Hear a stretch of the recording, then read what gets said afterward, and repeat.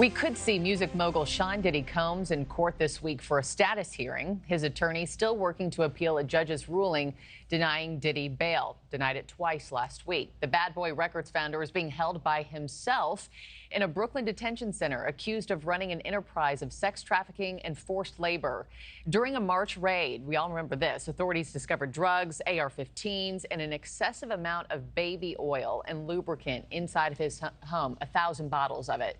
Former inmate and director and founder of Wall Street Prison Consultants, Larry Levine, joins me now. Larry, welcome to the show. Thanks for being with me. Glad to be with you. So this jail's conditions, have been described as dirty, notorious for mice, maggots, inmate violence, power outages. I mean, you spent 10 years in 11 different facilities, so you know what life is like for him right now. Take us behind the scenes.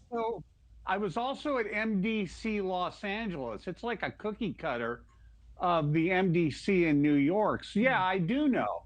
But he's sitting in the shoe. He's in the hole. And this guy is going through loneliness, anxiety, desperation.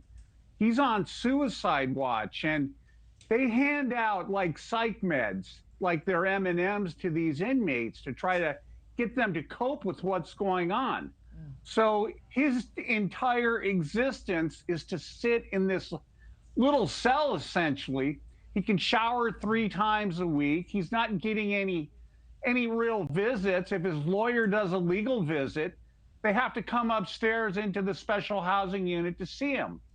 Now, have you seen these reports about all these commissary items they say that he could buy? Any of those? What was one of them?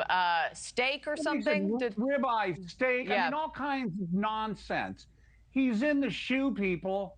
He's in a special housing unit. He cannot buy things off the regular commissary list. So this is rocking his world right now. He can buy a radio. Yeah, this is rocking his world right now. What about treatment from other inmates, Larry? I'm curious in that, too, because we know that they don't take kindly to those who are accused of hurting women or children. They're not minors that we know of. But if he makes it to general population, how is he treated? Look, if he makes it to GP, general population, someone's going to stick a knife in him. They're going to put some bars of soap in a sock and boom, they're going to pop him over the head and split his head open like a watermelon. They cannot GP him at all. There's a better chance of Jesus appearing in front of us right now than him making general population. He's safe where he is at. There's no reason to move him. And this nonsense about him getting bail, they're never going to give him bail. He wants to go to Essex County, New Jersey, to go to a cushy jail there. Remember, he's not a federal inmate. He's a U.S. Marshal detainee. So they just house him at MDC. And in order to send him to Jersey, they would have to transport him back and forth several times a week with like 6 marshals. They put him in one car and there'd be a car behind him and a car in front of him.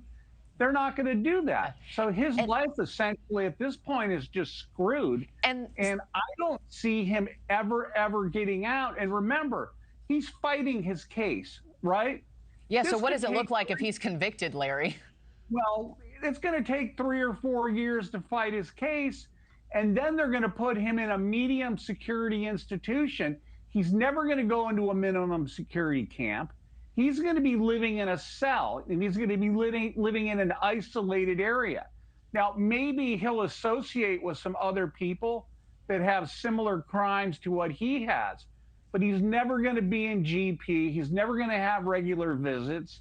He's going to have visits through the telephone, no contact visits for him. When you were an inmate, Larry, if a celebrity was brought in, say, status like his, I don't know if that ever happened for you. What were your thoughts about them being in the cell down the way? I thought that, wow, look what they've gone from, having millions, billions of dollars. Now, all of a sudden, they're living out of a 2-foot by 3-foot locker.